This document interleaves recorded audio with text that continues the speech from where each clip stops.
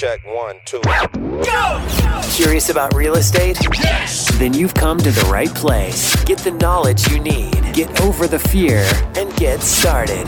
This is the Michael Quarles Real Estate Show with your host, Michael Quarles. Hello, everybody. Michael Quarles with the Michael Quarles Real Estate Show.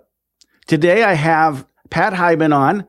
He's a real estate professional, investor in startups. He's written some bestsellers, and he's been the #1 real estate agent in 2 different companies. That's pretty awesome. So I'm going to ask Pat some crazy questions. You know I do, and we're going to have some fun here. So welcome to the show, Pat. Tell us about yourself. So I am a real estate guy who has grown up and become a very diversified entrepreneur.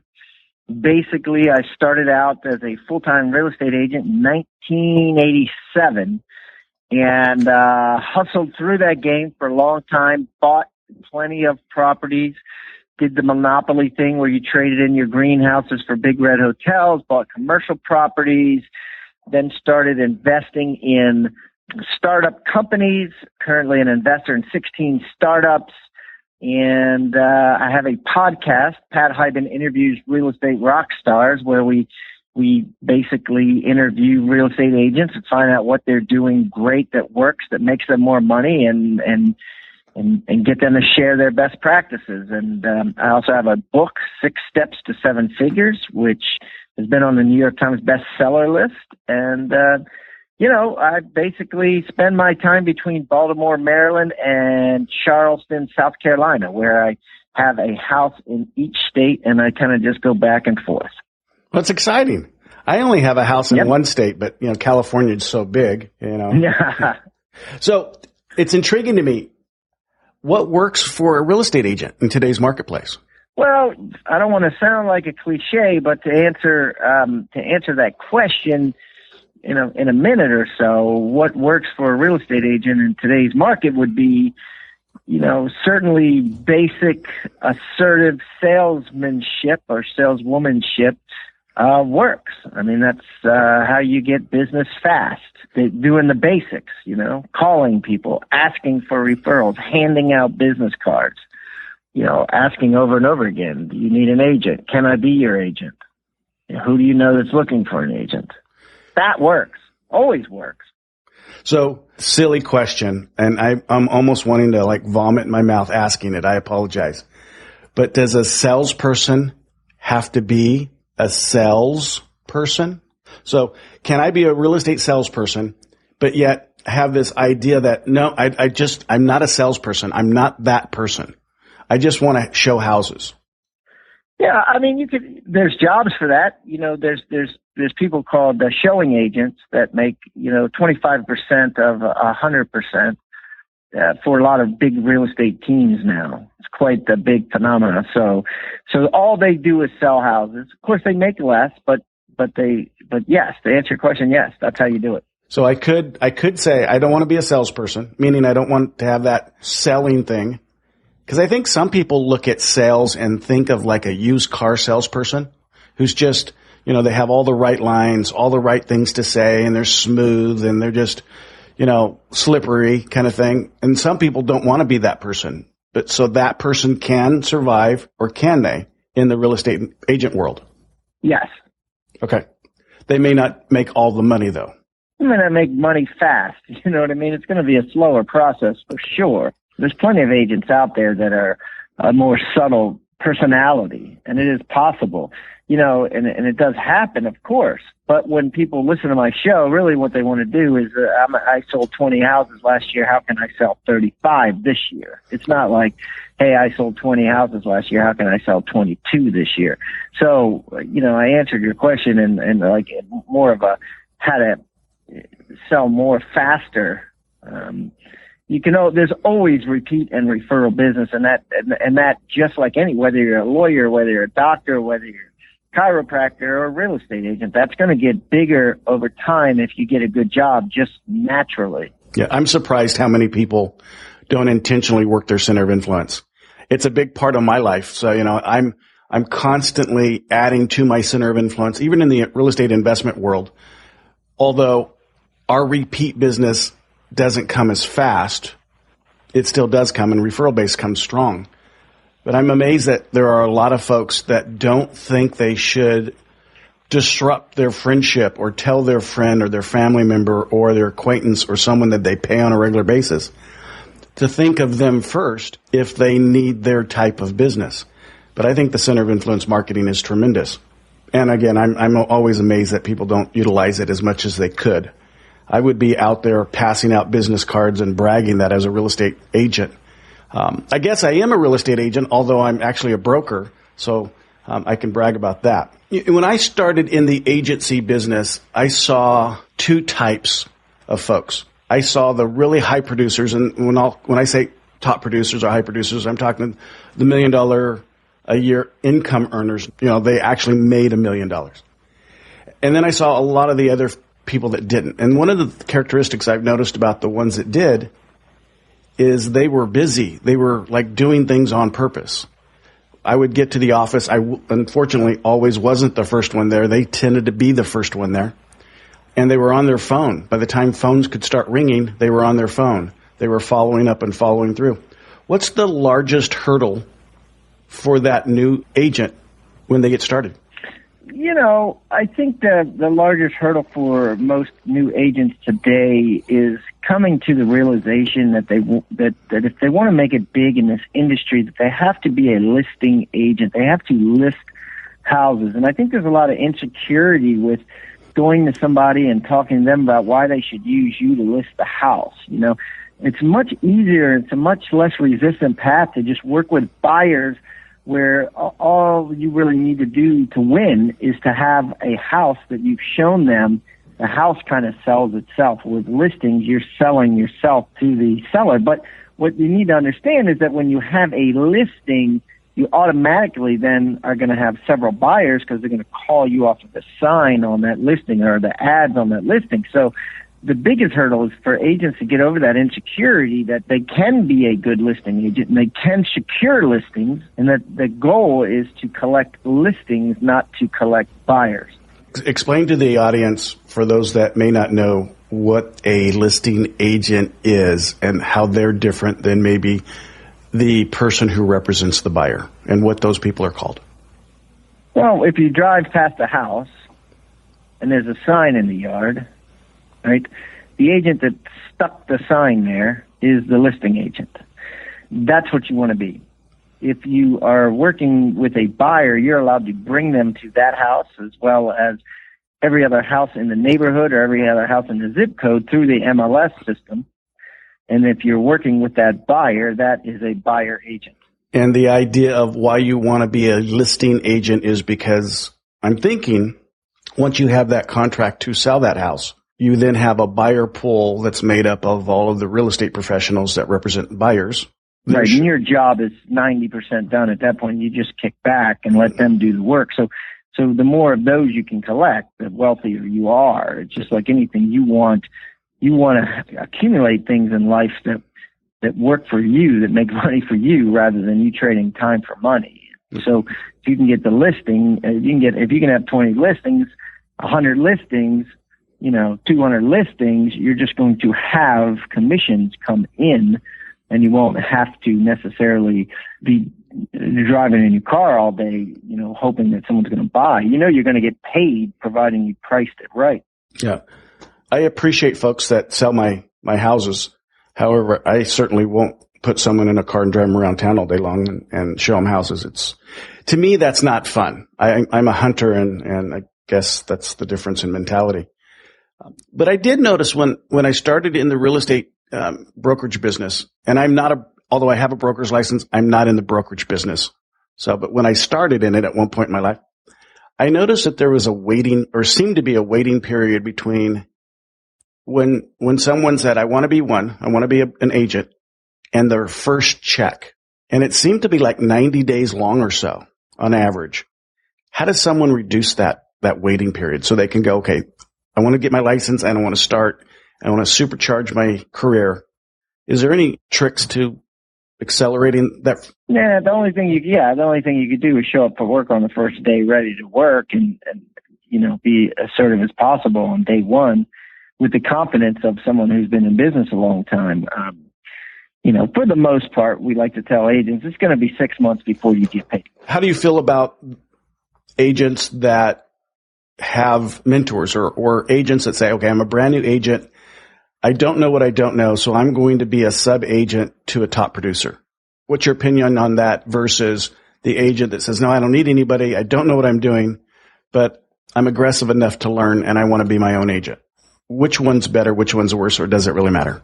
No, it doesn't matter. I mean, to each his own. They both have their benefits. Number one, if you're thinking you can do it on your own, God bless you. I hope you can, and you'll make more money because you'll make a higher commission split from day one. But you're going to learn a lot faster working on a team, and you'll probably sell a lot more houses initially, just make less commission. So, I always recommend somebody get on the team, learn the ropes, get your head kicked in, learn the ropes for the first couple of years, and then go out on your own. That's the American way. The American way is you work for someone else, and then you go off and start your own company.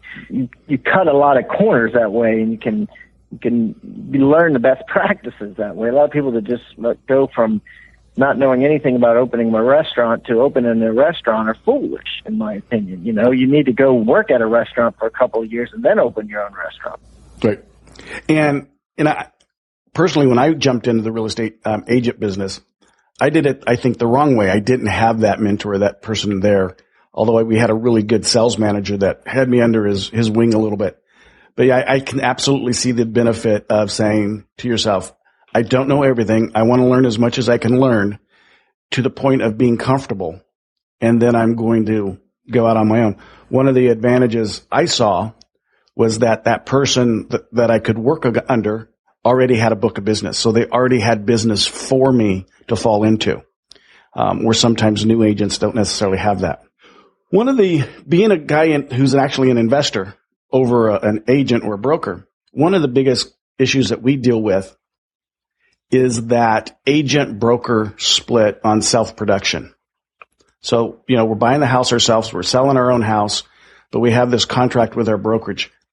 Any advice for the investor agent out there on what to do in a situation where you're trying to create wealth, but you want MLXS, you want to have a broker relationship on that split? I'm lost. I mean, what was your exact question there? So you have an agent who is also an investor. Got it. They want to do their own. They want to production. buy houses for themselves. They want to buy houses for themselves. Any advice on how they can do that? Because I know the relationship I had with my broker. If I did that myself, he looked at those transactions as a regular transaction, and I had to pay him my desk fee or my split, my file fee. I mean, that's something you're going to have to negotiate. I mean, obviously the broker needs to keep the lights on, so the broker's going to need some money.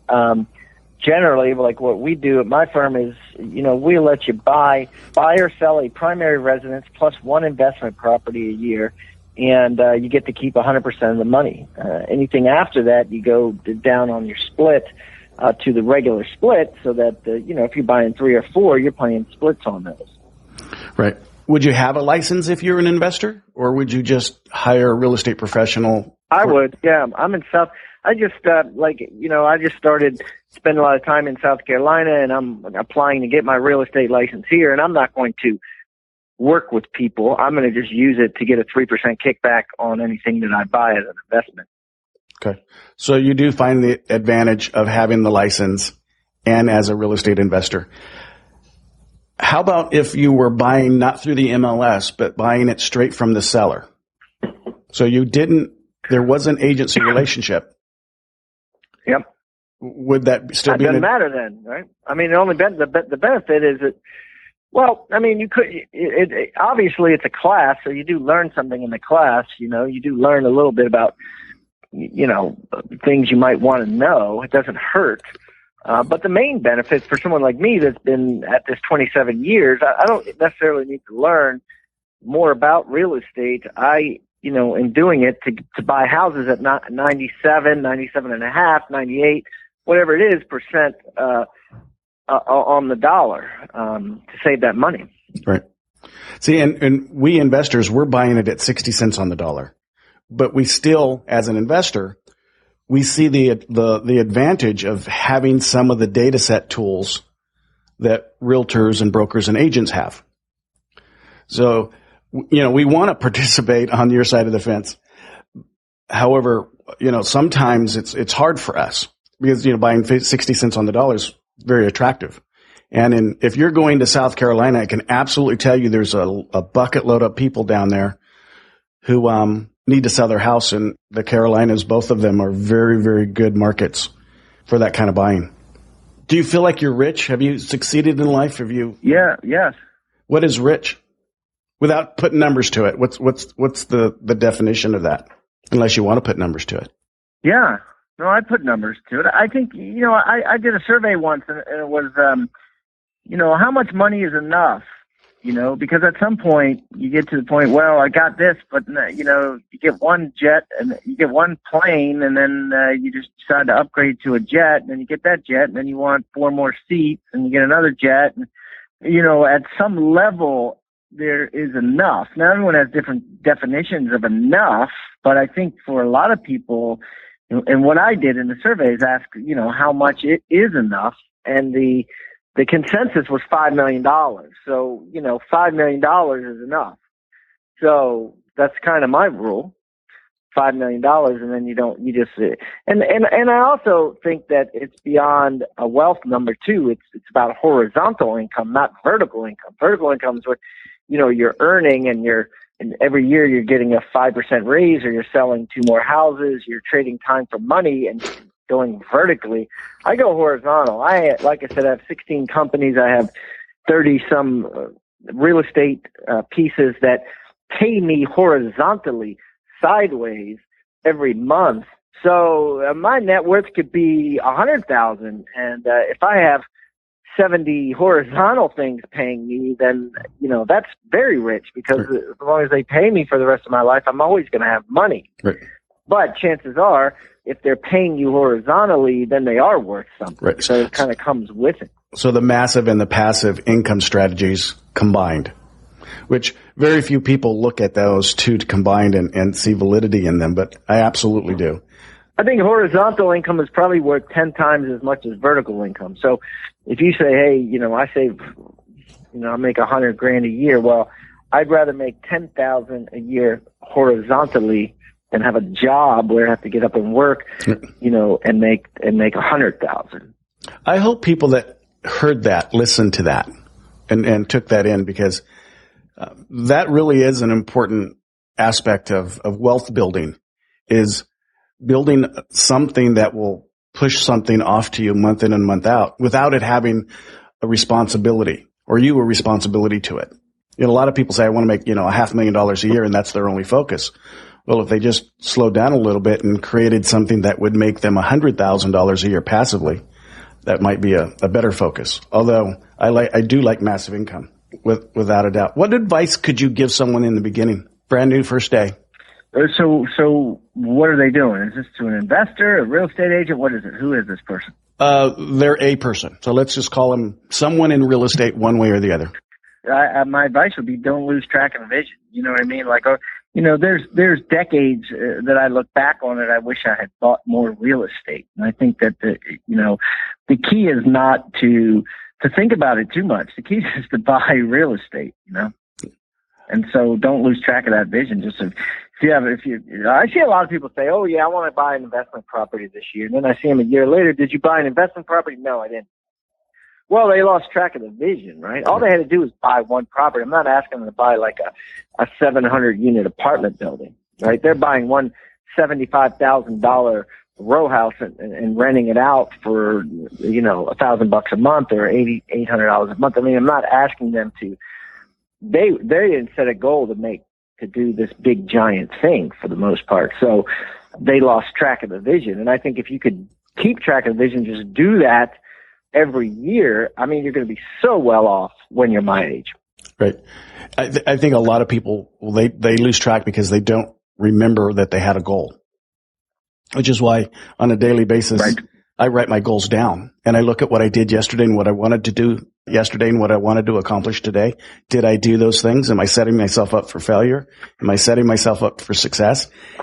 And quite frankly, everybody that's listening right now, if you have a goal to go out and buy a $75,000 piece of real estate, it is absolutely possible, irrespective of credit, money, all those kinds of things. There are so many opportunities for people to buy real estate one way or the other, either creatively or traditionally, that is not a tough goal year in and year out. So I would absolutely want to start that way. I always struggle personally with the family and the career. Do you have any of those struggles where when I go on vacation, I go on my vacation, bring my laptop and my cell phones, and it seems like I'm working 60% of the time? Do you have any of those struggles? No. Oh gosh, I need to know what you're doing. Do you leave it all at home? I'm not doing anything. Yeah, it's just mental, right? I mean, it's like some people struggle with weight. You say, why do you struggle with weight? Well, because, you'd rather eat than not eat. I mean, or exercise. It's the same thing as why are you a workaholic? Well, you enjoy work rather than not work. You know what I mean? I mean, it's a conscious decision. You're deciding to bring your computer on vacation. It's not like you don't wake up in the morning. You have a choice. Well, they made them smaller now. I mean, you can hold them in your hand and put them up to your ear. It's crazy how they made it so convenient never to relax. I, for one, have fallen into that trap of because I can take my life with me and not shut it off. But I also am not complaining. I enjoy my day when I get up and I go to my office, and I don't call it a job. A lot of people have a job. I definitely don't have a job. And, in the real estate and investment business, it may not be the same for brokerage business, but in the investment business, we can do whatever we want to do from anywhere in the world, because I never talk to a seller and I never see a house, and I still buy, one a day. So it's kind of a cool thing, but I struggle with that. So now to hear you say you don't struggle with that, I have to do better. I wanted you to be able to say, Mike, it's okay to struggle because I understand, but I didn't get that out of you. So here I sit, just feeling sorry for myself now. What do you tell the people that say it can't be done? The non-believers, like you can't create wealth in real estate. There's no way. Come on. I mean, if you look at, the majority of the rich people in America got there through real estate. I mean, that through some form or fashion of real estate. It just, that's how you do it. That's how you get rich slowly. You don't really latching onto a .com company or something like that, or creating some app and getting billions of dollars is a fantasy land. I mean, the easiest way to get rich in America is through real estate, and the way you do it is slowly. One house at a time. That is an excellent book title, by the way. Get Rich Slowly. Yeah, you can have it. And I think that there's a lot of truth to that. Because I was chatting with someone just a few days ago, and we were talking about goals. And he made a statement, I'm going to paraphrase, what's your decade goal? What's the goal for the next decade? Very few people think about the next decade. They don't think that long-term strategy. And I would have to say getting rich slowly is very similar in that you really have to plan this out for a while. It's not instant gratification, but our society is so into instant gratification that we want that lottery ticket winner. And we look to what we do to try to get that, and sometimes we don't achieve it. What has been your, in the businesses that you have, the best one, the one that you've been the most excited about? Yeah, that's another, word with many definitions. Excited. I think what's exciting, gambling is exciting, right? If you go play craps, that's exciting. That's an exciting game. But gambling is not necessarily the one that's going to get you rich. It's kind of like Warren Buffett says, the best business is a boring business, right? And it kind of helps tie back to the get rich slowly, buying a house and not making a killing on it, but just making $100, $300 a month on it. It's the same thing. I've got businesses that I have invested money in that one would say would be exciting if they hit big. And I was excited about it to write the check. Now, the jury's not out yet. I have no idea if that's going to make me rich or not, but it's certainly exciting when you make money out of nothing.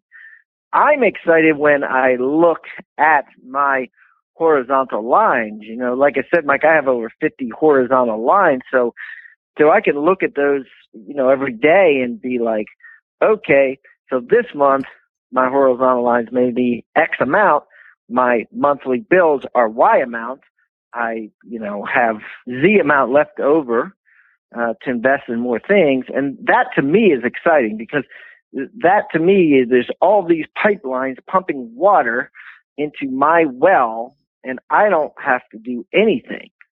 That's how I go on vacation and not take my laptop or even my phone for that matter, because what do you need me for, right? You don't, I'm not trading time for money, right? I mean, it's not like there's houses, but surely there's a property manager, right? And, there's apartment buildings, but surely there's staff and a superintendent and and people that handle stuff. They don't need me.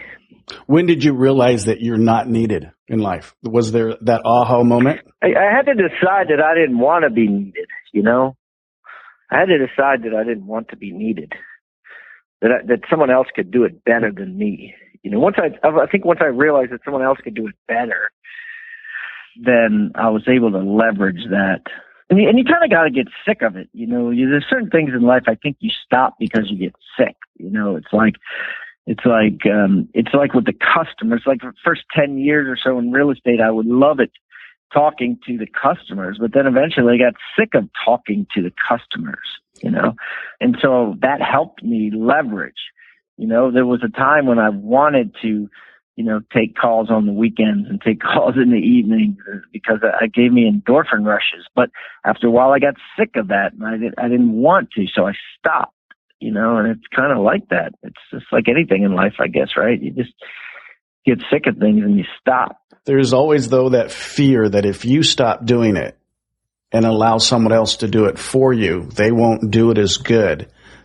Or there's that fear of they'll do it better. And so your ego will be. And that's a fear. And that's a fear. And some people are afraid of snakes, and some people have fears of spiders. And at some point, you have to realize that that's a fear. That's all it is a fear, similar to fearing snakes, right? I mean, Conrad Hilton does not have a fear that his maid in Biloxi, Mississippi is going to put a dirty sheet on a Hilton in bed. Conrad Hilton does not have that fear. Interesting perspective.